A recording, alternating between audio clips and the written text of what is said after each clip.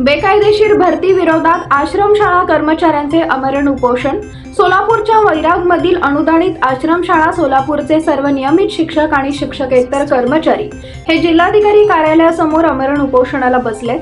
खानदेश कन्या शैक्षणिक सेवा सोसायटीच्या माध्यमातून संस्थाचालक अशोक पवार हे बेकायदेशीर भरती करत असल्याचा आरोप कर्मचाऱ्यांनी केलाय। दरम्यान सोलापूर जिल्हा प्रशासनाने याची दखल घेत संबंधितांवर कारवाई करावी अशी मागणी हे कर्मचारी करत आहेत। नमस्कार, मी विनोद चपाथोरे, माध्यमिक शिक्षक अनुदानित आश्रमशाळा वैराग, तालुका बार्शी, जिल्हा सोलापूर।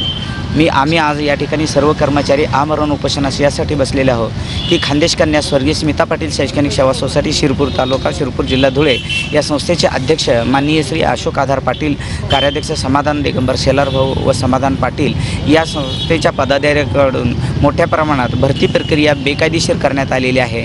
त्याचप्रमाणे कर्मचाऱ्यांची छळवणूक होत आहे, त्याच्याविरुद्ध आम्ही या ठिकाणी उपोषणाला बसत आहोत।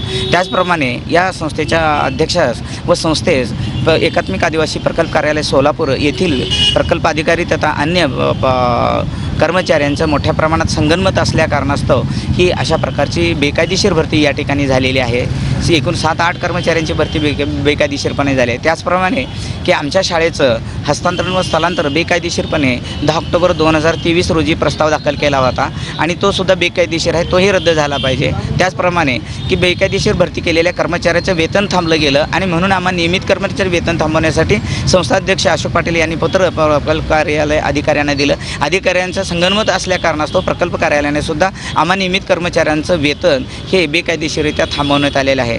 त्याचप्रमाणे जर अशा प्रकारे संस्था छळवणूक करून व शाळेला कसल्याही प्रकारची भौतिक सुविधा नाही अशा प्रकारचा आयुक्त नैना गुंडे मॅडम यांचं नोटीस पत्र आहे, तरी शाळा बंद झाल्यास, विद्यार्थी संख्या कमी झाल्यास सदर शाळेचं हस्तांतरण स्थलांतरण सोलापूर जिल्ह्याबाहेर होता कामा नये व त्याचप्रमाणे समायोजन आम्हा सर्व कर्मचाऱ्यांचं सोलापूर प्रकल्पांतर्गत व्हावे अशा प्रकारच्या आमच्या मागण्या आहेत। त्याचप्रमाणे सदर संस्था ही आम्हा सर्व कर्मचाऱ्यांना दमदाटी करून की सोलापूर प्रकल्प बाह्य बदली व त्याचप्रमाणे ठाणे विभाग बाह्य बदली धुळे या प्रकल्प कार्यालयात व प्रकल्प नाशिक अपर आयुक्त यांच्या करण्याचा आम्हाला दमदाटी केली जात आहे। तर अशा प्रकारची प्रकल्प बाह्य विभाग बाह्य बदलीसुद्धा करण्यात येऊ नये आणि संस्थेच्या अशा बेकायदेशीर कृत्यास कारवाई करण्याची कारवाई व्हावी आणि त्यांच्यावरती 420 अंतर्गत गुन्हे दाखल होण्याची सुद्धा प्रक्रिया व्हावी व त्याचप्रमाणे प्रकल्प कार्यालयातील जे अधिकारी याच्यामध्ये दोषी असतील त्यांची विभागीय चौकशी करण्याची